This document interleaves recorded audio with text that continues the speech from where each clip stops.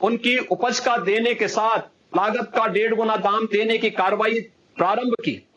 और आज हम कह सकते हैं उत्तर प्रदेश के अंदर 2,54,00,000 से अधिक किसान आज के दिन पर प्रधानमंत्री किसान सम्मान निधि का लाभ प्राप्त करता है। पूर्वी उत्तर प्रदेश हो या पश्चिमी उत्तर प्रदेश, मध्य उत्तर प्रदेश हो या बुंदेलखंड,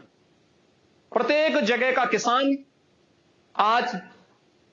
भारतीय जनता पार्टी की डबल इंजन की सरकार का लाभ ले रहा है। हमारा पश्चिमी उत्तर प्रदेश का किसान न तो उसके गन्ना मूल्य का ही भुगतान हो पाता था। 2017 में जब प्रदेश में भारतीय जनता पार्टी की सरकार बनी थी, 8 से 10 वर्ष का गन्ना मूल्य का बकाया था। पिछली दोनों समाजवादी पार्टी और बहुजन समाजवादी पार्टी ने 21 चीनी मिलें बेची थी, लेकिन पिछले 5 वर्ष के दौरान उत्तर प्रदेश के अंदर कोई चीनी मिल बिकी नहीं। इन 5 वर्षों के दौरान कोरोना कालखंड में भी सभी 119 चीनी मिलों का संचालन हुआ, और जब तक गन्ना किसानों के खेत में गन्ना है तब तक चीनी मिलें उत्तर प्रदेश के अंदर चली हैं। रिकॉर्ड मात्रा में चीनी का उत्पादन होने के साथ ही हम आभारी हैं आदरणीय प्रधानमंत्री जी के गन्ना किसानों के हित के लिए उन्होंने इथेनॉल की पॉलिसी को शुगर केन से सीधे इथेनॉल बनाने के इस कार्यक्रम को अपनी सहमति दी, और उत्तर प्रदेश आज इथेनॉल बनाने वाला देश का सबसे बड़ा राज्य है और उत्तर प्रदेश के किसानों को इसका सर्वाधिक लाभ भी प्राप्त हुआ है। उत्तर प्रदेश ने अब तक 1,57,000 करोड़ रुपए से अधिक का गन्ना मूल्य का भुगतान किया है। समाजवादी पार्टी और बहुजन समाजवादी पार्टी की 10 वर्ष की सरकार के भी कार्यकाल को अगर हम जोड़ेंगे तो भी उन दोनों की 10 वर्ष के कार्यकाल के दौरान इतना उन्होंने गन्ना मूल्य का भुगतान नहीं किया जितना भारतीय जनता पार्टी की डबल इंजन की सरकार ने। हम सब जानते हैं इसमें एक्सपोर्ट सब्सिडी भी भारतीय जनता पार्टी की डबल इंजन की सरकार ने प्रदेश के किसानों को दिया, और आज उत्तर प्रदेश का किसान न केवल खुशहाल है बल्कि अपनी आय को दुगना होने, सिंचाई की लंबित परियोजनाओं को प्रधानमंत्री कृषि सिंचाई योजना के माध्यम से बाण सागर की परियोजना रही हो, सरयू नहर राष्ट्रीय परियोजना रही हो, अर्जुन सहायक परियोजना जैसी परियोजनाएं रही हो, मध्य गंगा परियोजना रही हो, इन सभी परियोजनाओं के माध्यम से लगभग 18 ऐसी सिंचाई की परियोजनाएं जो लगभग 3 दशक पुरानी थी, पिछली सरकारों की उपेक्षा का दंश झेल नहीं थी, किसान परेशान था। आज ये सभी सिंचाई की परियोजनाएं पूरी हुई और आज 21 लाख हेक्टेयर से अधिक भूमि को उत्तर प्रदेश के अंदर विगत 5 वर्ष के अंदर सिंचाई की सुविधा प्राप्त हुई है। उत्तर प्रदेश आज न केवल किसानों के लिए, युवाओं के लिए, बल्कि गांवों के विकास से लेकर के शहरी क्षेत्र में स्मार्ट सिटी मिशन के साथ तेजी के साथ आगे कार्य कर रहा है। और हमारा पश्चिमी उत्तर प्रदेश गाजियाबाद, मेरठ, गौतम बुद्ध नगर, अलीगढ़ और हापुड़ जैसे जनपद जो वास्तव में एक समय जहां पर या तो दंगे होते थे या जहां पर सुरक्षा की अत्यंत खराब स्थिति, सूर्य अस्त का मतलब व्यापारिक प्रतिष्ठान भी बंद कर दिए जाते थे, दिन में बेटी स्कूल नहीं जा पाती और कोई भी माता या बहन घर के बाहर नहीं निकल पाती और सुरक्षा की एक ऐसी स्थिति थी। उससे प्रदेश को उभारने में भारतीय जनता पार्टी की इस डबल इंजन की सरकार ने सफलता प्राप्त की। जहां पहले महीनों महीनों तक दंगे होते थे, आज उस प्रदेश में कहीं दंगा नहीं होता, लेकिन करोड़ों लोग कांवड़ यात्रा में शामिल हैं। वहां पर आज न केवल सुरक्षा का एक बेहतर वातावरण मिला है, किसान खुशहाली के साथ अपना जीवन आगे बढ़ा रहा है, बेटियां स्कूल जा रही हैं, माताएं अपने आप को सुरक्षित महसूस कर रही हैं, दंगे बंद हुए हैं,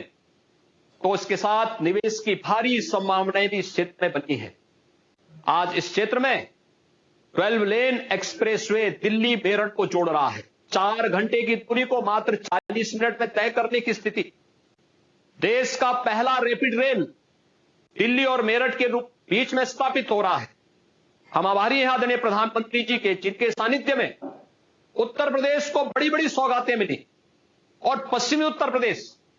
खास तौर पर इन योजनाओं से भरपूर लाभ प्राप्त कर रहा है, चाहे वह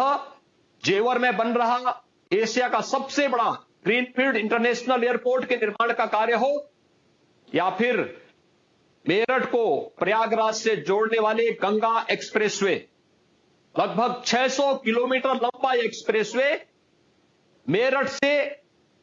प्रयागराज की दूरी,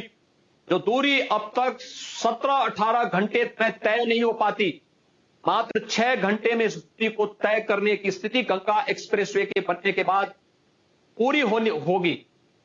अभी 2 जनवरी को हम सब जानते हैं कि इसी मेरठ में आदरणीय प्रधानमंत्री जी ने उत्तर प्रदेश के पहले स्पोर्ट्स यूनिवर्सिटी का शिलान्यास किया। हॉकी के जादूगर मेजर ध्यानचंद जी के नाम पर यह स्पोर्ट्स यूनिवर्सिटी बन रही है। और जब उत्तर प्रदेश ने अपने परंपरागत उद्यम को प्रोत्साहित करने के लिए और अधिक से अधिक रोजगार सृजन के लिए एक जनपद एक उत्पाद के अपने कार्यक्रम को आगे बढ़ाया था, मेरठ को हम लोगों ने उस समय स्पोर्ट्स आइटम के लिए ही चुना था। आज मेरठ न केवल देश के अंदर खेल की जुड़ी हुई सामग्री को बना रहा है, बल्कि दुनिया के तमाम देशों को भी इसको एक्सपोर्ट कर रहा है। एक उभरता हुआ मेरठ, नए भारत के नए उत्तर प्रदेश में मेरठ हो या गाजियाबाद, हापुड़ हो या गौतम बुद्ध नगर अथवा अलीगढ़ में जाट आइकॉन जिन्होंने 1915 में गुलाम भारत में एक अंतरिम सरकार का गठन अफगानिस्तान में रहकर के कर दिया, राजा महेंद्र प्रताप सिंह के नाम पर प्रधानमंत्री जी ने सितंबर में विश्वविद्यालय के शुभारंभ का कार्य अलीगढ़ के अंदर किया। अनेक ऐसे कार्यक्रम आज जो पश्चिमी उत्तर प्रदेश को विकास की इस प्रक्रिया में कई गुना लाभ प्रदान कर रहे हैं। आज जब एक बेहतर वातावरण के अंदर न केवल सुरक्षा का, न केवल गरीब कल्याण योजनाओं के माध्यम से हर एक गरीब को मकान देने की कार्रवाई, हम आभारी हैं आदरणीय प्रधानमंत्री जी के, जिन्होंने 5 वर्ष में उत्तर प्रदेश को 43.5 लाख प्रधानमंत्री आवास उत्तर प्रदेश के गरीबों को दिए हैं। और अभी यूनियन बजट में 80 लाख गरीबों को फिर से प्रधानमंत्री आवास उपलब्ध कराने के एक बड़े लक्ष्य को लेकर के आगे चले हैं। हम आभारी हैं कि उत्तर प्रदेश आज देश के अंदर डबल इंजन की सरकार के साथ न केवल देश की दूसरी बड़ी अर्थव्यवस्था बनने की ओर अग्रसर है, बल्कि उत्तर प्रदेश की प्रति व्यक्ति आय भी 5 वर्ष में दुगनी हुई है। इस अवसर पर आज पश्चिमी उत्तर प्रदेश के इन 5 जनपदों मेरठ, गाजियाबाद, हापुड़, गौतम बुद्ध नगर के नोएडा और अलीगढ़ कि 23 विधानसभा क्षेत्र के कार्यकर्ताओं के साथ साथ जनता जनार्दन को आदरणीय प्रधानमंत्री जी का सानिध्य प्राप्त हो रहा है। मैं इस अवसर पर उत्तर प्रदेश के कार्यकर्ताओं की ओर से इन सभी जनपदों के, जिनमें हमारे 10,469 बूथ हैं, 1,874 शक्ति केंद्र हैं, इनकी सभी 122 स्थानों पर जुड़ी हुई जनता जनार्दन की ओर से आदरणीय प्रधानमंत्री जी का हृदय से अभिनंदन करता हूं, स्वागत करता हूं। और आज चौरी चौरा शताब्दी महोत्सव का दिन भी है। इस अवसर पर विगत वर्ष आदरणीय प्रधानमंत्री जी ने आज ही के दिन चौरी चौरा महोत्सव का उद्घाटन किया था।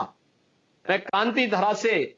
आज आदरणीय प्रधानमंत्री जी के सानिध्य में मुझे गोरखपुर से नामांकन करने का अवसर भी प्राप्त हुआ